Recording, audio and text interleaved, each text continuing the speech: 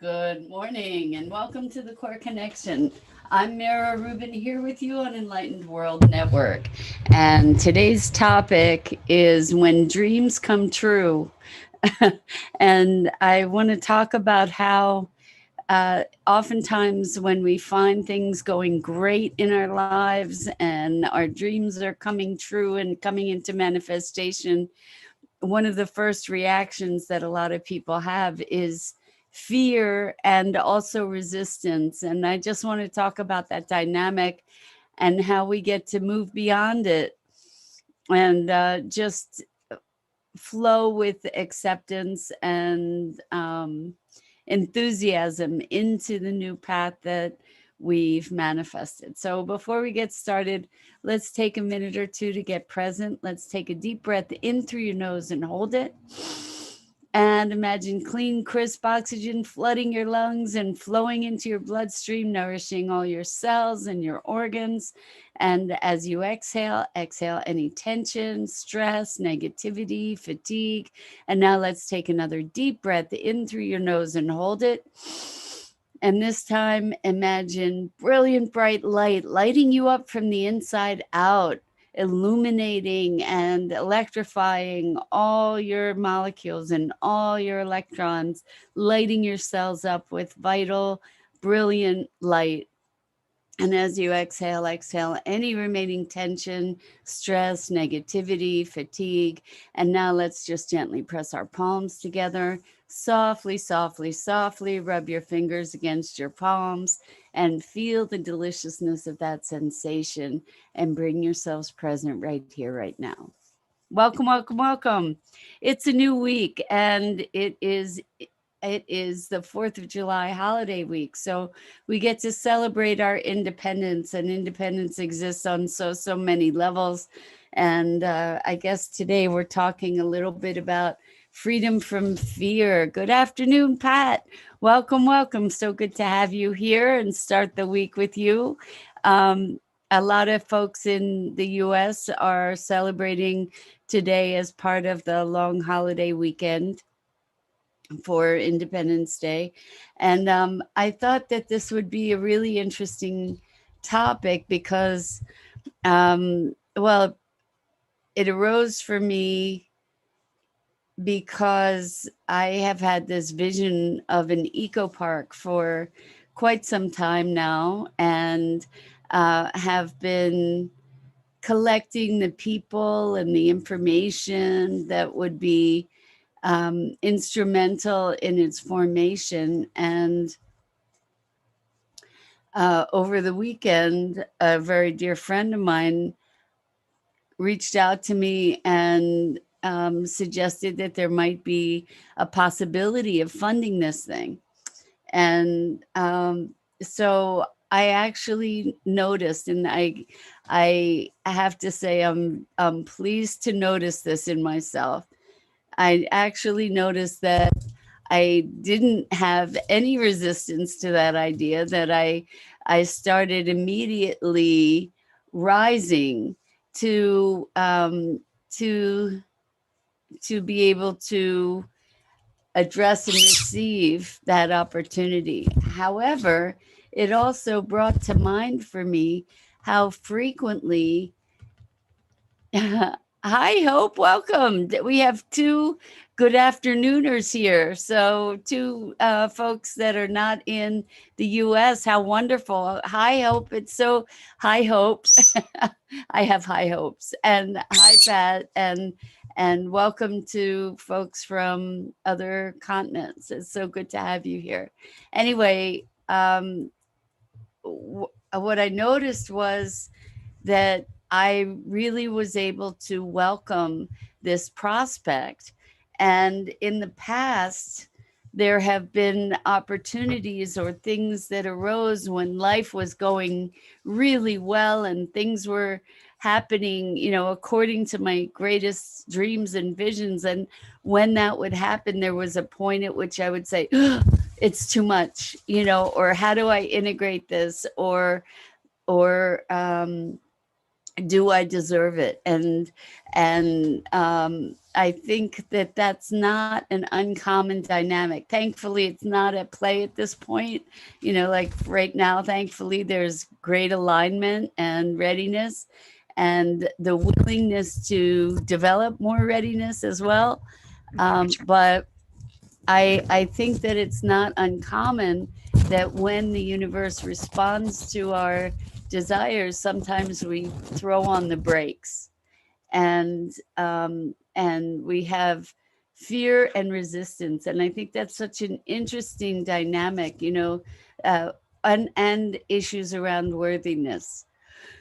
And so I think it's so interesting to notice, that when our dreams start coming true, there's there's this weird response to the bounty and the responsiveness of the universe, right? Like that, I know that there have been times in my life where things just started moving and were like everything I could have wanted, and I just had gotten scared and kind of threw on the brakes, and like, oh, it's too much, like too much amazingness.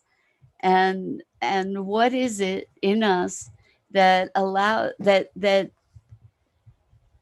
we get so acclimated to struggle and challenge, that when things are flowing and opportunities are just abounding, what is it that generates that resistance or fear? And so, ooh, excuse me, lots of energy moving. Um, I think, for me, what I can recognize is that when those dreams start coming true, what the call is for us to rise. And what does that mean? I think there needs to be a willingness to step out of the boxes that we define ourselves with. And so, as these things are occurring, it means, oh, I need to step up and step in and embrace this. I need to rise to my fuller expression. What's the demand going to be on me? What's the responsibility? What's the new way of being that I'm being called to in order to facilitate this transformation, and or to ride the transformation even? So when we have these big visions and big dreams, what comes along with it is a redefinition of self. And what I notice in clients with regularity, with some predictable consistency, is that when called to reinvent ourselves, we often respond with fear and resistance. And good morning, Clarissa. So wonderful to have you here. Thank you. It's wonderful to be here with you. Um, yeah, so we respond with fear and resistance because it means a redefinition of ourselves. It means stepping into the unfamiliar. And so one of the things that I think that we can do to best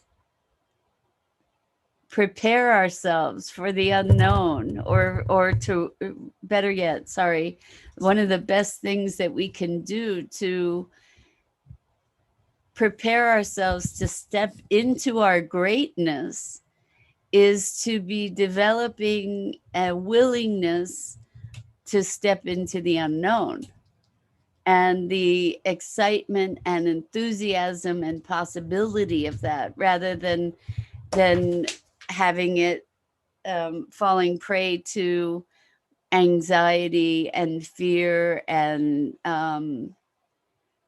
trepidation about the unknown. And so when I think that this is a practice that we can develop, is to be transforming anxiety into enthusiasm, anxiety into excitement, because the sensation, the experience of excitement and anxiety are not terribly different. Like, we can be so excited, our hearts racing, and there's all this energy. And that's very much the case with anxiety. And so, what if we start practicing our excitement muscles, and in facing the unknown possibility, as instead of something fearful, as an adventure, and as, like, buckle up, baby, we're on for a ride here. It's going to be epic. And let's rock it into the unknown and embrace it and enjoy the ride. And it's interesting to hear myself saying that, because, like, I'm not a roller coaster person. And I know lots of people love roller coasters, and the thrill of, like, rocketing down that hill. I'm not a big roller coaster person, but when it comes to the adventures of life, and embracing the magic of possibility, and stepping into unknown territory of who I am and who I can be, what's possible, I am finding that tremendously exciting. And as I'm saying that, I recognize that I'm also venturing into parts unknown in other dimensions of consciousness. And in those arenas, I'm seeing that perhaps I have more resistance than I would like to admit.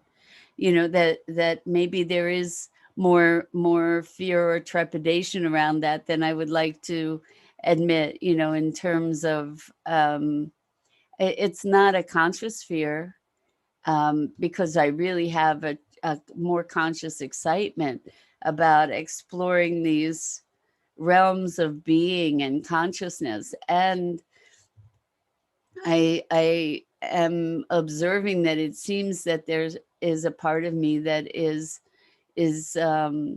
more, shall we say, more cautious, maybe, um, in venturing forth into those realms, and maybe even somewhat fearful, although it's not, as I said, it's not a conscious experience of fear. It's, consciously, there's more of a longing and desire to be able to explore these beyonds. But there is a part of me that is holding back on that. I think, I mean, I know that because I can testify to the fact that I haven't had those experiences. So I'm believing that there's a part of me that's holding me back from that. Good morning, Elaine. Happy 4th of July weekend. And to you, to everybody, whether you celebrate it or not. Anyway, we're talking about when dreams come true, and how we might have a reaction of bracing ourselves, like taking that breath, like, every time I do that, Maggie flies. So she gets the energy of that. It's like a holding, and rather than a whoa, like, rather than an embracing.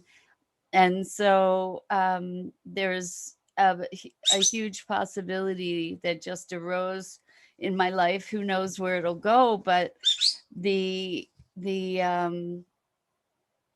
the scope of it is moving me into the possibility, moving me deeper and deeper into the possibility of my deepest vision and dreams. And I am, as I said earlier, delighted to see that I'm embracing it rather than bracing from it. But I think that the bracing is something that is not in any way uncommon.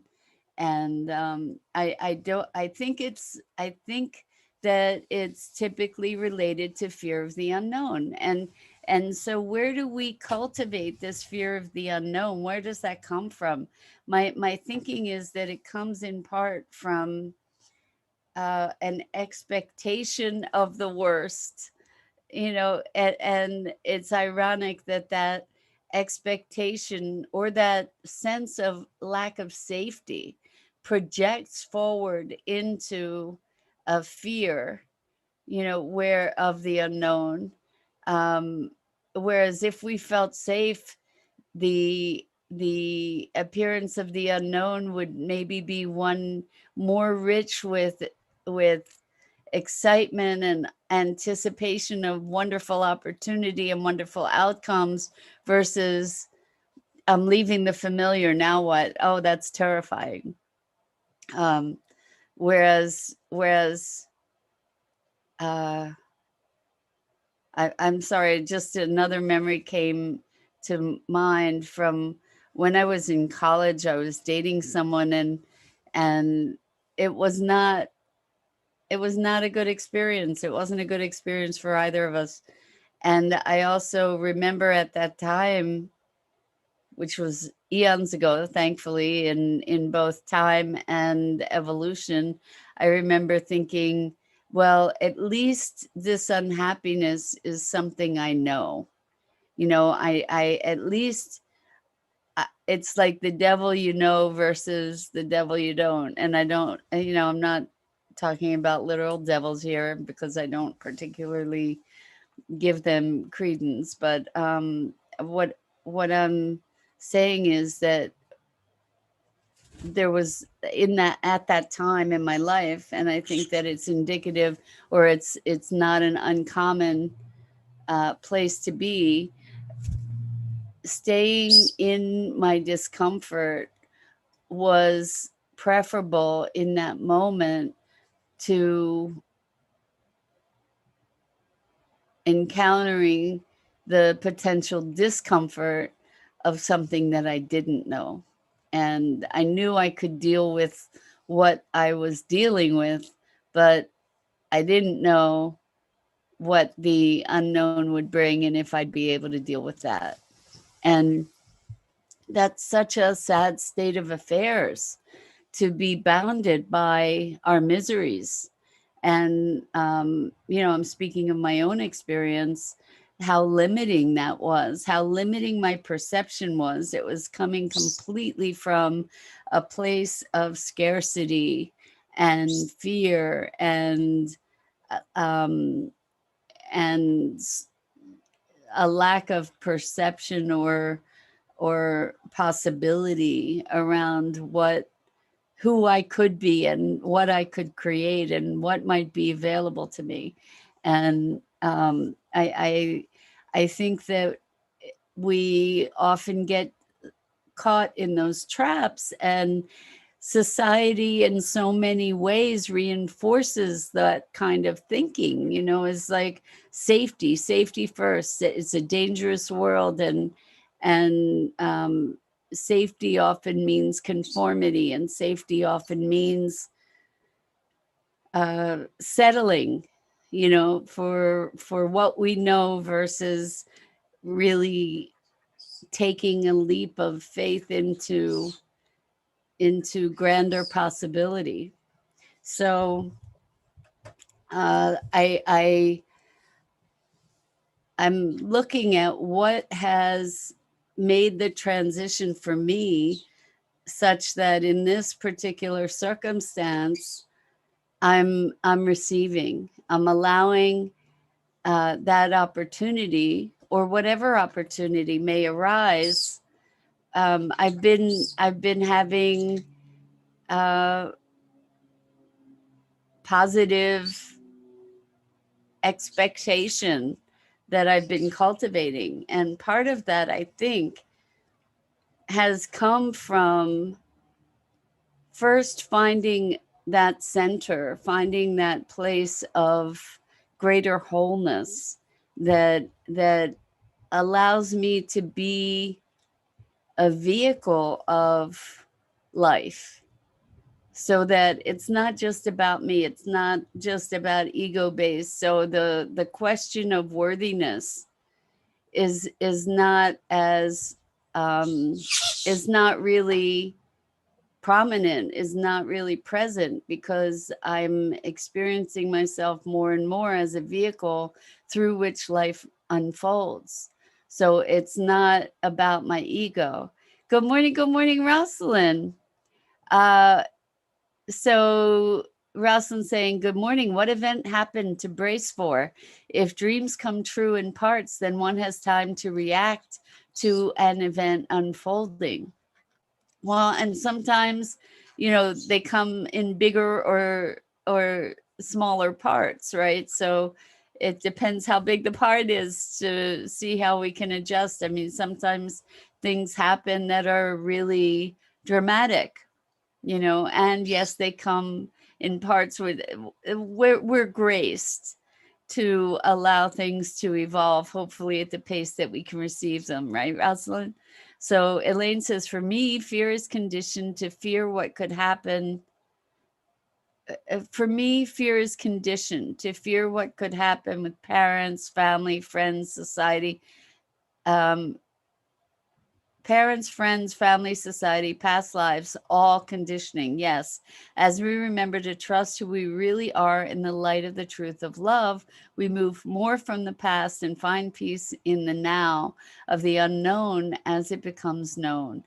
I agree with you. The conditioning, the fear is conditioned from our surroundings, even from our past experiences, as you said, past lives. And one of the things that I believe has enabled me to feel more at ease in receiving the possibility of this funding, and actually, finding somebody or a group or whatever that could bring the eco park vision into fruition, is that I have been letting go of my identities for a while now, letting go of my attachment to who I believe I am. And when we let go of our attachments to who we believe ourselves to be, and uh, and and allow ourselves to be more present to a process of discovery, what happens is that the notions of deserving and worthiness and even capability fall away, because again, as we become a vehicle for life, the expression of life living itself through us, then we're not as identified with our personalities, with our self-imposed limitations and conditioning. We have the ability to move beyond them and through them in very different ways as we become less of who we believed ourselves to be and more of who we are, which is expression of life moving through us, expression of maybe our higher selves, maybe of the divine, that we become a vehicle. And as becoming a vehicle leaves for more possibility, and we get to, like personality wise, we get to ride that adventure, to say, wow, this is just wonderfully miraculous. And we get to be more active creators as well, because we get to envision dreams which may be inspired by who knows what, right? And those dreams and visions, then as they come to fruition, we get to be the vehicle of their manifestation. So it's just really, really interesting to be embodying how, when we let go of who we believe ourselves to be, we can be more of who we are. That wonderful paradox. And as we let go of our ideas of who we believe ourselves to be, then we have the ability to rise into the requirements of our vision and the miracles that present themselves to us without resistance and rejecting them, you know, because we don't consider ourselves worthy. So um, I, I think that Elaine says, yes, I have practiced allowing emotions to move through the feeling center of my body with no attachments or judgments. As the emotions dissolve and the process is completed, I move on with what I have chosen to do in loving peace, no matter the outcome. Beautiful, beautiful. Elaine, you articulated that so perfectly. That is actually pretty much the foundation of the core connection work that I do with people, is allowing emotions, beliefs, feelings, responses to move through, to experience the energy of it, and through being present with no judgment or attachment, the dynamic is released. It's magical to see the power of observation with no judgment or attachment, and how through the most difficult experiences, this process of allowing opens up vistas of possibility and presence. And really, really, that's what it's all about, is to become more present, to become more connected to the flow of life, to be a deeper and greater expression of that flow and creativity. And yeah, so pretty awesome stuff. So we get to practice to ready ourselves for our dreams coming true by becoming less of what we believe ourselves to be, and more of a response and a presence in life. You know, response rather than reaction. That we get to be, as we are more and more present, we get to be more and more responsive to the gifts of life. Still practicing, says Pat. Pat, you're not alone. I think that that's what life is. You know, we get to continue the unfoldment, and and continually expand into our highest possibility and potential. So once again, I'm going to say good morning and good day to you. And thank you, thank you, thank you for your grace and generosity in being with me through these conversations each morning. You light up my world. You provide me with clarity and appreciation, and I'm so grateful. And I'm Mira Rubin. This is the Core Connection. My my little partner in crime here, Maggie, and I go live each weekday morning at 9 a.m. Eastern here on the Enlightened World Network Facebook page. Please check out the other awesome programming in Enlightened World Network's network of pages and channels. So until next time, so much love to you and deep, deep, deep appreciation.